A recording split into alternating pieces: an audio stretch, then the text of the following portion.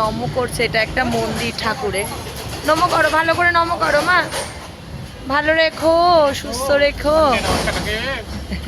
চলো চলো। ও তুলতে পারি না আমি, বিশাল ভারী হয়ে গেছিস তুই। না ওর ওয়েট ম্যানেজ করা, ওর ডায়েট করা ওকে।